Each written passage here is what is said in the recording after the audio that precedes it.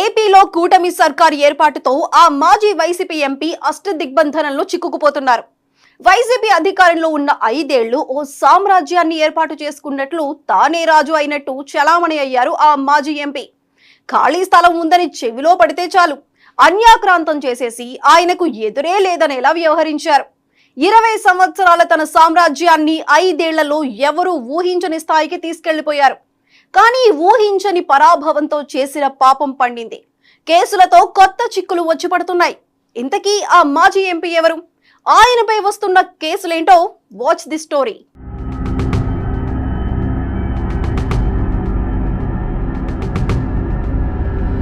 విశాఖ మాజీ MP MVV Satyanarayana దాదాపుగా 20 ఏళ్లుగా బిల్డర్గా, రియల్ ఎస్టేట్ వ్యాపారిగా ఒక సామ్రాజ్యాన్ని ఏర్పాటు చేసుకుని వైజాగ్ లో తిరుగులేని వ్యక్తిగా, మహాశక్తిగా ఎదిగారు.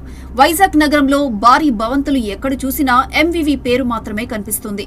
అంతటి బడా వ్యాపారం చేసిన ఎంవివి సత్యనారాయణకి 2014 నుంచి 2019 మధ్య కాలంలో చుక్కెదురైంది. ఒక వివాదంలో అప్పటి మంత్రి కళా వెంకట్రావుతో మనస్పర్ధలు వచ్చాయి. ఎంత వ్యాపారం, ఎన్ని డబ్బులు ఉన్నా అధికారం లేకపోతే ఎవరూ లెక్క చేయరనుకుని రాజకీయాల్లోకి రావాలని నిర్ణయించుకున్నారు.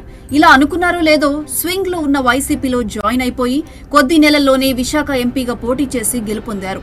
వైసీపీ అధికారంలో ఉండడంతో ఏం చేసినా చలామణి అవుతుందని, ఎక్కడా తగ్గేదే లేదంటూ అక్రమాలకు తెరలేపారు. ఎక్కడ ఖాళీ సైట్లు కనిపించినా వాటి మీద కన్నేయడం, కాజేయడం, వివాదాలు క్రియేట్ చేసి ఆ స్థలాలను సొంతం చేసుకుని బిల్డింగ్స్ నిర్మాణం చేయడం పరిపాటిగా మార్చుకున్నారు. గతంలో ఆయన మీద ఉన్న పాజిటివిటీ అంతా వైసీపీ అధికారంలో ఉన్న 5 ఏళ్లలో ఫుల్ నెగిటివ్ గా మారిపోయింది.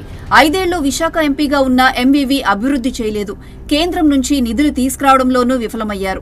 2024 ఎన్నికల్లో మళ్లీ ఎంపీగా పోటీ చేస్తే ఓటమి తప్పదు అనుకుని విశాఖ ఈస్ట్ నియోజకవర్గం నుంచి బరిలో దిగారు. గెలుపు కోసం కోట్లు ఖర్చు చేసినా ఆయనకు ఓటమితో సాగనంపారు విశాఖ వాసులు. తాను ఓడిపోవడమే కాకుండా వైసీపీ కూడా ఘోర పరాభవం చెందడంతో కొత్త ప్రభుత్వంలో ఎంవివికి చిక్కులు మొదలయ్యాయి. బిల్డర్గా, ఎంపీగా ఉన్న సమయంలో చేసిన భూ కబ్జాలు ఇప్పుడు ఆయన మెడకు చుట్టుకుంటున్నాయి. సిరిపురం జంక్షన్లో క్రైస్తవ సంస్థలకు సంబంధించిన సిబిసిఎన్సి భూముల విషయంలో పెద్ద దుమారమే లేచింది. క్రైస్తవ సంస్థకు చెందిన భూములను అక్రమంగా రాయించుకుని నిర్మాణాలు చేపడుతున్నారని అప్పట్లో కేసులు కూడా వేశారు.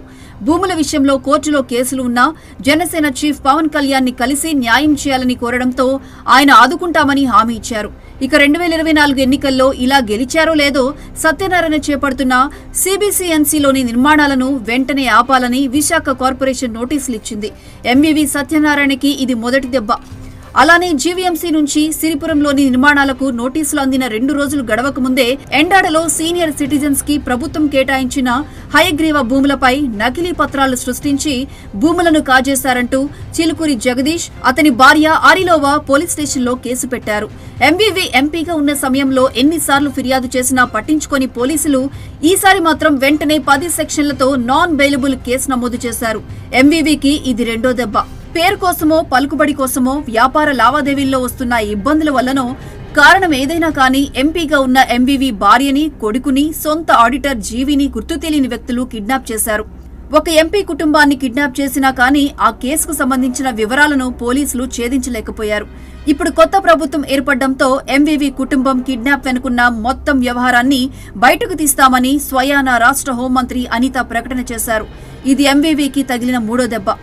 అయితే డబ్బు, అధికారం ఉంటే ఏదైనా చేయొచ్చు అనుకున్న ఎంవివి సత్యనారాయణకు కొత్త ప్రభుత్వంలో అంతా వ్యతిరేకంగా నడుస్తుండటంతో పార్టీ మారేందుకు కూడా సన్నాహాలు చేశారని అంటున్నారు.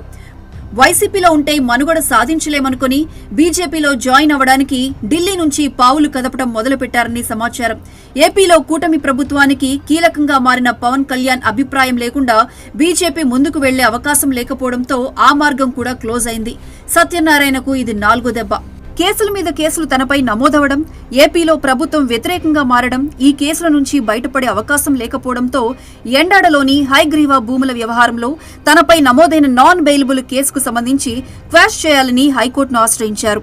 మొత్తానికి నిన్న మొన్నటి వరకు విశాఖలో ఏం చేసినా చలామణి అవుతుందనుకున్న మాజీ ఎంపీ ఇప్పుడు దిక్కుతోచని స్థితిలో పడిపోయారని చర్చించుకుంటున్నారు.